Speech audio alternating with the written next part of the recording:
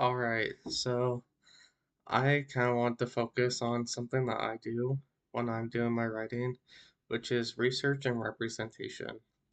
I like to make sure that I get things as kind of as close as I can to real life, while still kind of like staying in like a fictional world while I'm writing. But another big part of that is representation.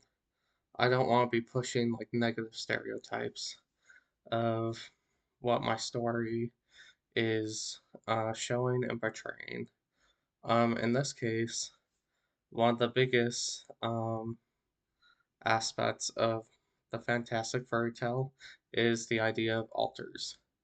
One of the characters is Shadowclaw, and this is how she was at the beginning of the novel.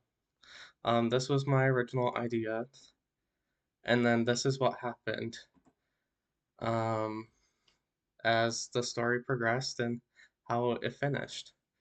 And on my novel, there are different symbols, and this was Shadowclaw's original symbol, and I changed it to reflect this. And there's a pretty big reason why. It's because this is pushing a negative stereotype of people who have alters, while this is more correct. So why the change? Simply put, research. Around the end of story 7, something just wasn't quite right. And so I decided to kind of go onto different sites. I would listen to stories about people with alters, so like dissociative identity disorder and OSDD, um, anything that I could kind of get my hands on and kind of understand what was going on. And I realized that what I had written was completely inaccurate. It was wrong and it was pushing a negative stereotype. Now, alters are kind of complex um, because every single system is different, and Kate and Shadowclass's system is very unique. So it doesn't really fit any major sort of dissociative identity um, systems. But one thing that I really wanted to make sure that I avoided was that evil alter stereotype. And this is seen all the time in Hollywood. So like Green Goblin and Split, they push negative stereotypes of alters, showing them as evil, monstrous, violent, unstable, and that's not true.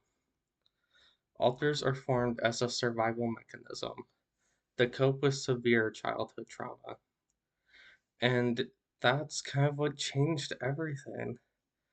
Um, Shadowclaw was not formed to be evil or sadistic or monstrous. She was born to keep Kate safe from abuse.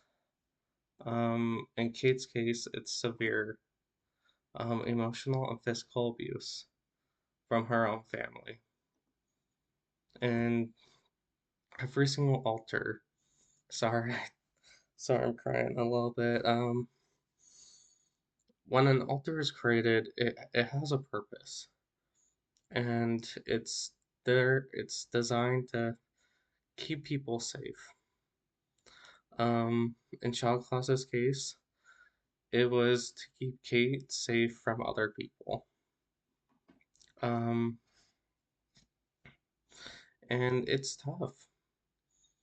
It's the sort of stories that I read and heard about what happens to cause this sort of thing to happen broke my heart. Um, and that was a major push for this change. And it changed Shadowclaw as a character overall. And she quickly became one of my favorite characters. So let's look over the major changes. So violence. Before it was sadism. So this form of Shadowclaw was actually very similar to Victor. It was going to try and take over his criminal empire. With Shadowclaw as she is now, it is in self-defense. She is trying to protect innocent lives. She is trying to protect Kate. She is trying to protect her daughter from severe and extreme um, th- threats. People like Victor that just kind of keep them away from getting hurt. Philosophy, completely immoral. No right or wrong. Nihilistic is what you would say. So very similar to Victor's current mindset. With Shadowclaw, it's actually Unitarianism. I think I'm saying that correct.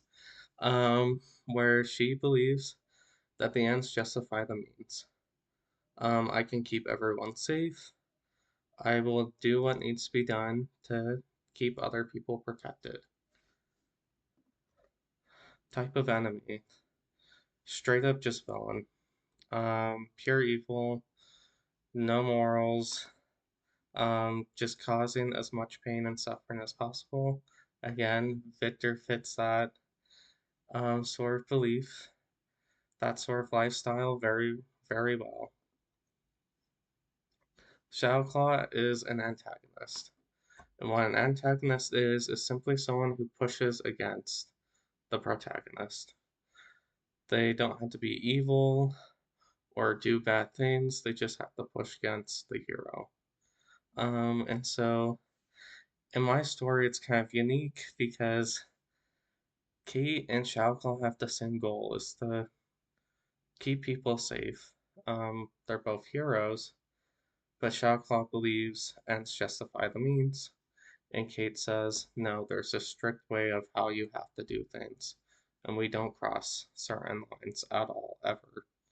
And so there's that sort of tension between the two of them. Relationship to others, straight up cruelty. um, I don't know what I was thinking when I started this novel, and having this form of Shadowclaw, having back to back with just Victor, because they're so similar. Um, so I'm grateful I did the research and made the change. With Shadowclaw, she's loving yet stern, and the way on how I see her is she's kind of like a mature older sister, um, just kind of watching out for those around her. My biggest concern in my novel so far is the violence Shadowclaw shows in story 7. During that scene, during that story, there's things like a hostile takeover. Um, Someone dies. A group of people are severely injured. And I was like, oh no, I'm like, what am I supposed to do here? Um, and so I kind of just thought about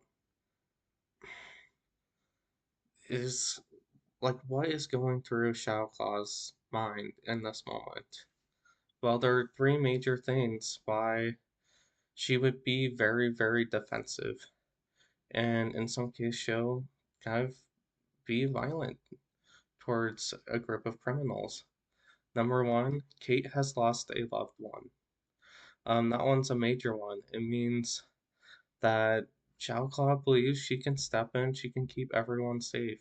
And with the death of a loved one, she is saying that if we don't do something serious right now, we're going to get hurt later on, and our loved ones will get hurt because we hesitated.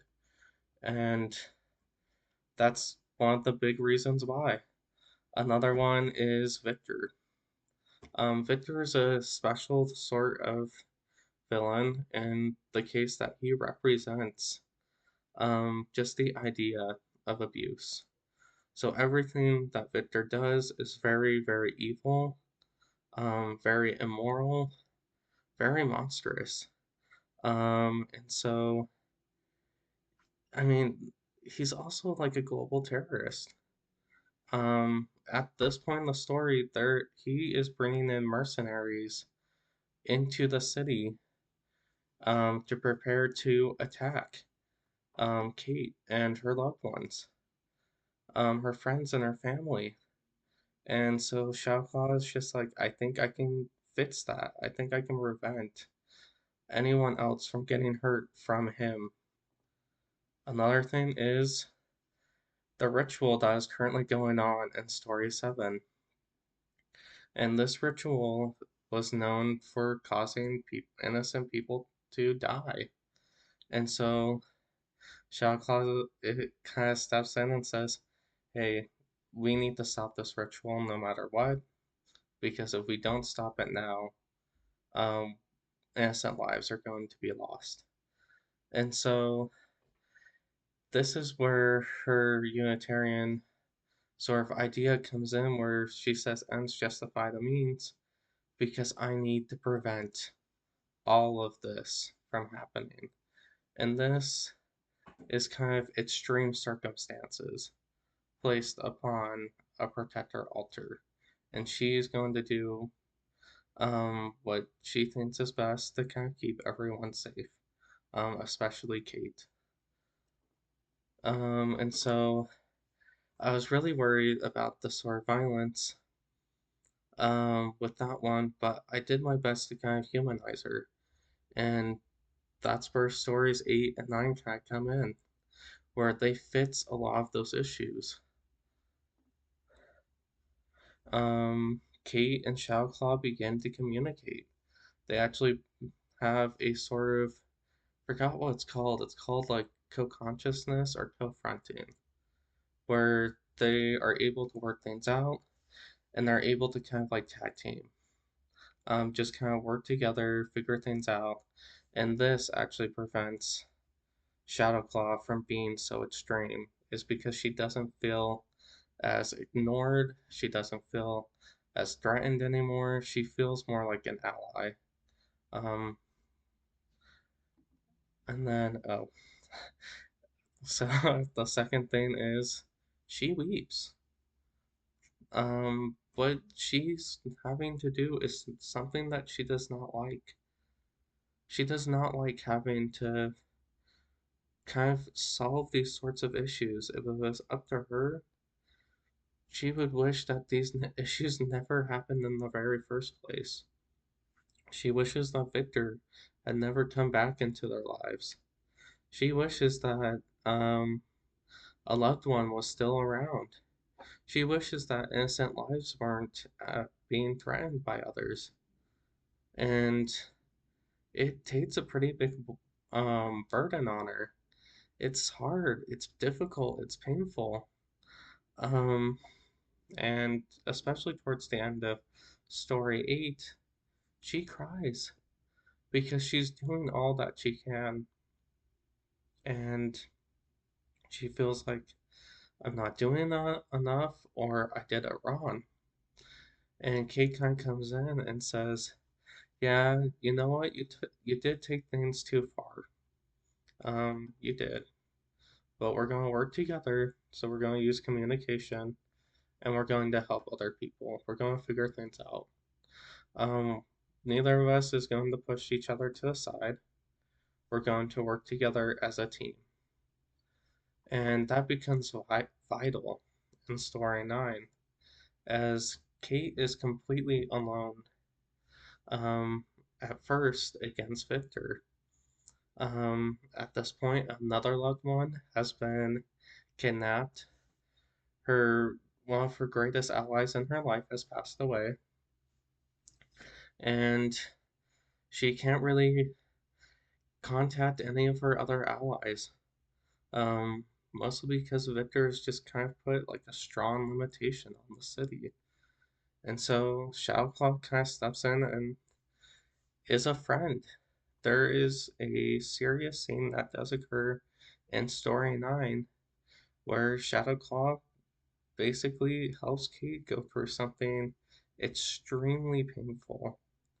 Um, And if it wasn't for her help, Kate wouldn't have saved the day at all.